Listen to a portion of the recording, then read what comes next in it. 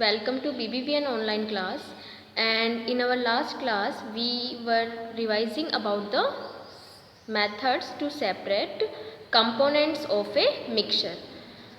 Today we will discuss about some different kinds of methods, and first method is evaporation. And by evaporation we can separate a solid component from a liquid. यहाँ पर हम बात करेंगे अगर salt water में dissolve है या sugar water में डिज़ोल्व है तो हम सॉल्ट या शुगर को वाटर से सेपरेट कर सकते हैं। तो इसके लिए हमें पता है कि जो वोलेटाइल सब्सटेंस होता है that is a liquid and it will evaporate. ये क्या हो जाएगा? इवेपोरेट हो जाएगा, वेपराइज हो जाएगा। और जैसे ये वेपराइज होता है तो जो सॉलिड कंपोनेंट है वो हमें मिल जाएगा। तो जब सॉल्ट और वाटर के जो सॉल्यूशन होता है उसको जब हमें सेपरेट करना है तो देखिए यहाँ पे एक बताया हुआ है। यहाँ देखिए बीकर में मैंने क्या लिया है? पानी लिया है और उस बीकर के ऊपर मैंने लिख रखा है कि या तो मैं सॉल्ट और वाटर को ले लूँ इसमें, और वाटर को जैसे ही मैं हीट करके एवोपरेट करती हूँ तो जो वॉच ग्लास है उसमें सॉल्ट हमें मिल जाएगा। यहाँ पर एक एग्जाम्पल आपके जो दे रखा है, जो मैंने आपको वीडियोस में पढ़ाया है, वो है डाई को इंक से कैसे अलग करते हैं। ब्लू और ब्लैक डाई को जो कि सॉलिड है उसे हम इंक से कैसे अलग करते हैं। तो उस इंक को हम वॉच ग्लास में ले लेंगे और उसको वाटर बाथ पे, देखो बीकर में वाटर गर्म होगा तो उससे वॉच ग्लास में रखा हुआ इंक भी गर्म होगा और इंक में से जो लिक्विड पार्ट है, जो वोलेटाइल पार्ट है, वो एवोपरेट हो जाएगा और सॉलिड पार्ट किस में रह जाएगा? वॉच ग्लास में। उसे हम आसानी से अलग कर सकते हैं। और इसका एप्लीकेशन क्या है? सी से सॉल्ट बनाना, salt formation by sea. Next जो हमारा मेथड है सेपरेशन का, and that is centrifugation. Centrifugation को आपको सभी को पता है what is centrifugation. And in centrifugation we rotate a mixture with high speed. हम हाई स्पीड पर एक मिक्सचर को क्या करते हैं? रोटेट करते हैं। और रोटेट करने से क्या होता है? जो लाइटर पार्ट होता है मिक्सचर में, it will float on the surface. वो क्या करता है? फ्लोट करने लगता है सरफेस पर। एंड जो हेवियर पार्ट है वो बॉटम में आ जाता है। फॉर एग्जाम्पल जैसे मिल्क से क्रीम अलग करना है। और भी अगर हम अगर इसका मेथड या एग्जाम्पल लें तो वो होता है separation of butter from curd. Curd से बटर का बनना आपने सबने घरों में देखा है। इसमें क्या करते हैं हम? कर्ड को या मिल्क को एक सेंट्रीफ्यूग, एक मशीन होती है उसमें रोटेट करते हैं। घरों में हम मिक्सचर में करते हैं।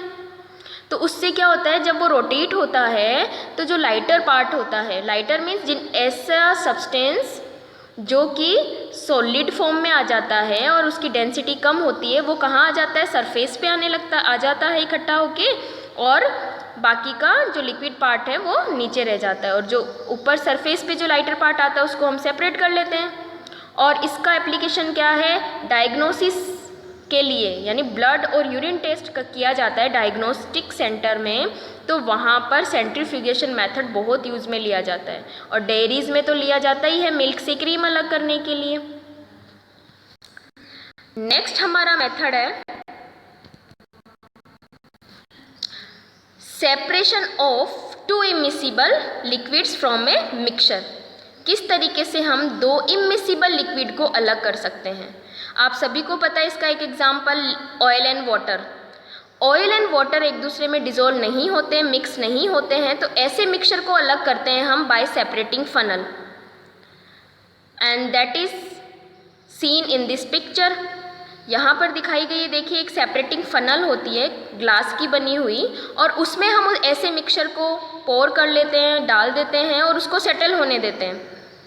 इसको थोड़ी देर के लिए क्या कर लेते हैं हम? सेटल होने देते हैं। तो क्या होगा? आपको सभी को पता है ऑयल ऊपर आ जाएगा और वाटर नीचे चला जाएगा।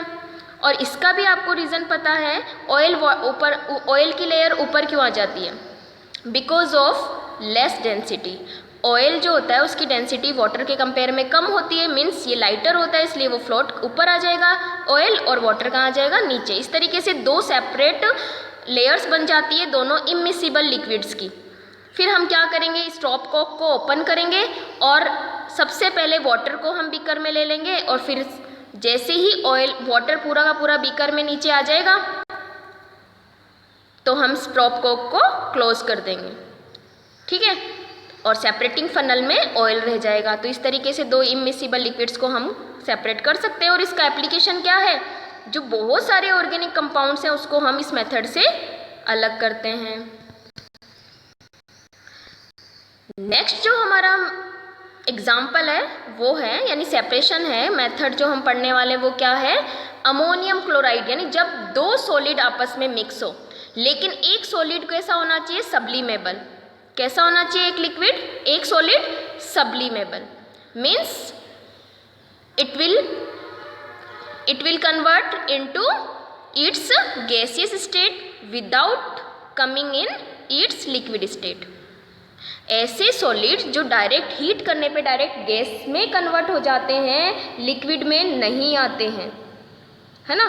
तो ऐसे अगर दो सॉलिड्स हों जिनमें से एक सब्लिमेबल हो, तो जब हम उसको हीट करते हैं तो जो सॉलिड, ऐसा सॉलिड जो सब्लाइम हो जाता है वो तो क्या हो जाएगा? इवेपोरेट हो जाएगा, और दूसरा वाला नीचे रह जाएगा, ठीक है।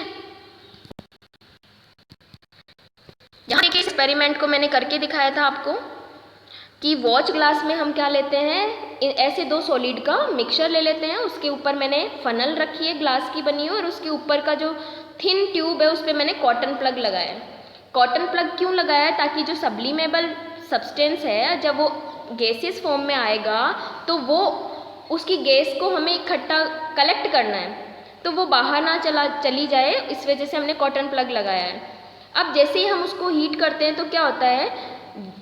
जो सब्सटेंस सब्लाइम हो जाता है उसकी गैस ऊपर आती है, और देखिए यहाँ पे लिखा हुआ है सॉलिडिफाइड अमोनियम क्लोराइड। आप सभी को पता है अमोनियम क्लोराइड सब्लिमेशन शो करता है, तो वो जैसे ही गैसियस फॉर्म में आएगा तो ऊपर फनल का हिस्सा क्या होता है? ठंडा होता है, तो वहाँ पर उसकी गैस वापस से क्या हो जाती है? सॉलिड में कन्वर्ट हो जाती है।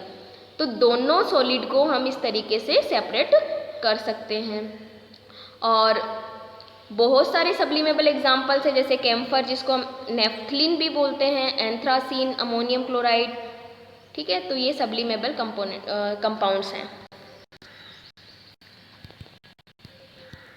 उसके बाद है mixtures of to immiscible liquids, ठीक है, sorry miscible liquids.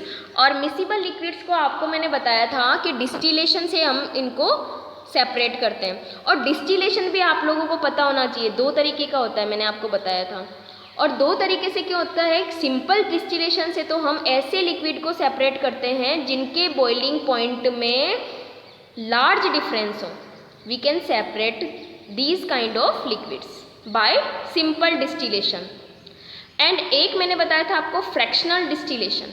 Fractional distillation हम कब काम में लेते हैं? जब हमें ऐसे लिक्विड को, दो मिसिबल लिक्विड्स को अलग करना है जिनका बॉइलिंग पॉइंट में डिफरेंस 25 डिग्री से कम हो, ठीक है। और डिफरेंस सिर्फ इतना है कि फ्रैक्शनल डिस्टिलेशन में जो इक्विपमेंट होता है उसमें हमें ग्लास बीड्स डालनी होती है ताकि पाथ लंबा हो जाए, ओके। देखिए यहाँ पर मैंने सिंपल डिस्टिलेशन को रिप्रेजेंट किया है। इसमें डिस्टिलेशन फ्लास्क है जिसको राउंड बॉटम फ्लास्क बोलते हैं हम। इसमें हमने मिक्सचर लिया है। सबसे पहले हम बात करते हैं ऐसे दो मिसिबल लिक्विड्स जिनके बॉइलिंग पॉइंट में लार्ज डिफरेंस है। जैसे ही हम उसको हीट करते हैं तो सबसे पहले कौन सा लिक्विड एवोपरेट होगा या वेपराइज होगा? कौन सा लिक्विड होगा? जिसका बॉइलिंग पॉइंट कम है। और वो देखिए यहाँ पे थर्मामीटर लगा हुआ है, वहाँ से हमें उसका बॉइलिंग पॉइंट पता चल जाएगा कि किस बॉइलिंग पॉइंट पे वो वेपराइज हो रहा है। तो बॉइलिंग पॉइंट जब वो सब्सटेंस फर्स्ट जब इवेपोरेट होगा, वेपराइज होगा, तो टेम्परेचर वहाँ पर क्या हो जाएगा? फिक्स हो जाएगा, बढ़ेगा नहीं थर्मामीटर में। कब तक नहीं बढ़ेगा? जब तक कि वो लिक्विड पूरा का पूरा कंडेंसर से होता हुआ बीकर में कलेक्ट नहीं हो जाएगा। और जैसे ही टेम्परेचर इंक्रीज होने लगेगा तो समझ जाना चाहिए कि जो सेकेंड लिक्विड है अब उसके पार्टिकल वेपराइज होंगे उसके बॉइलिंग पॉइंट पर। तो जब फर्स्ट लिक्विड जा रहा होता है तो कंडेंसर में क्या होता है, ठंडा पानी आता है एक तरफ से और एक तरफ से रिलीज होता है। तो उससे क्या होता है, वो जो वेपर गई थी लिक्विड फर्स्ट की वो वेपर कंडेंस हो जाती है और बीकर में कलेक्ट हो जाती है। ये तो सिंपल डिस्टिलेशन है। और जो फ्रैक्शनल डिस्टिलेशन है उसमें क्या होता है, ऐसे लिक्विड्स को लेते हैं जिन लिक्विड्स के बॉइलिंग पॉइंट में 25 डिग्री या उससे कम डिफरेंस होता है।